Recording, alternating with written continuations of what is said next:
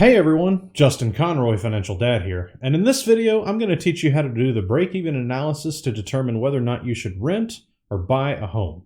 If this is your first time here and you want to learn tips, tricks, and hacks related to personal finance, how to build wealth, and how to better manage your money, don't forget to subscribe and hit that notification bell so that you don't miss a thing. So what you're looking at here is a spreadsheet that I put together to show you how to do a break-even analysis on renting versus buying a home. I think that the best way of teaching this is through example, so I've built this spreadsheet in the hopes that this will communicate everything that needs to be done.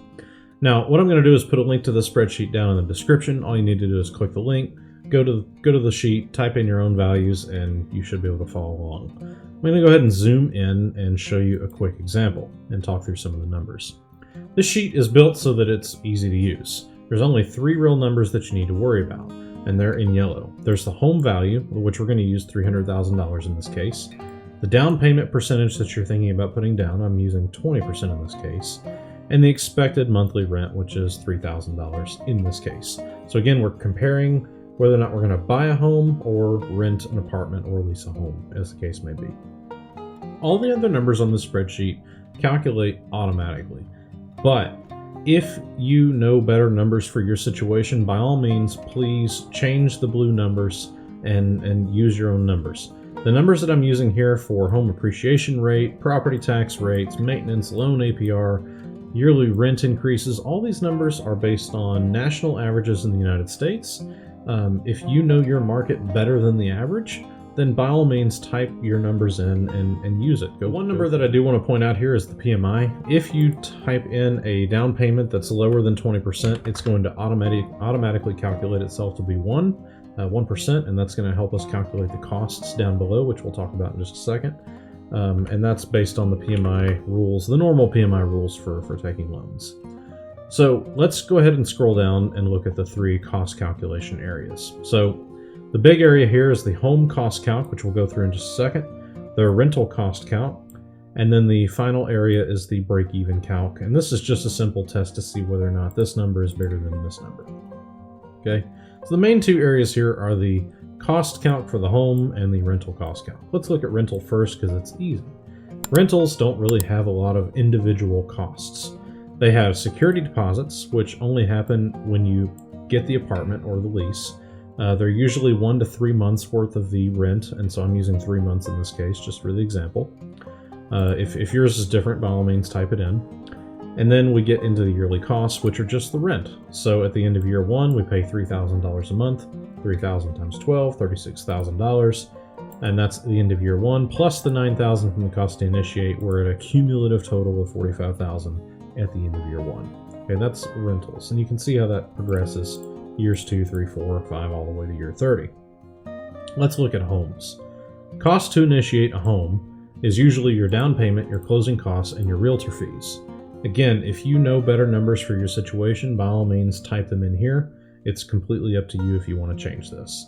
But what I'm using is typical numbers for closing costs, about 1.5% of the normal home value. And I've got 3% in realtor's fees here. You may need to pay 6% based on your negotiation of your contract, so just pay attention to that.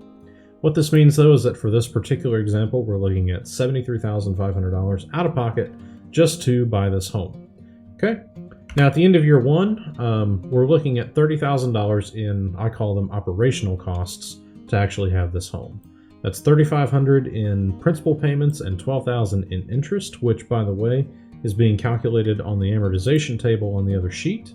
This is designed to be functional, not pretty, so bear with me on the formatting, but nonetheless, that's where the numbers come from. No PMI in this case because we paid 20% down. Homeowners Association fees, $750, based on the blue numbers up top. Homeowners insurance, again, blue numbers up top. $7,200 in property taxes, school taxes, mud taxes. $1,800 in utilities, $3,000 on maintenance. So at the end of year 1, we have $29,000 in costs. Add that to the $73,500 in initial costs, initiation costs, and you get $103,000 at the end of year 1 that we've put total towards this home, as compared to the $45,000. So far, it seems that purely based on costs, the rental is better so far. Now, All the other years work the same. I'm not going to go through those. Surely you can see how those work. But what this does is it calculates the difference between these two numbers. So you can see here is where we kind of broke even. This is year 7, okay? So at year 7, we were finally it was costing us more to rent than it was to buy.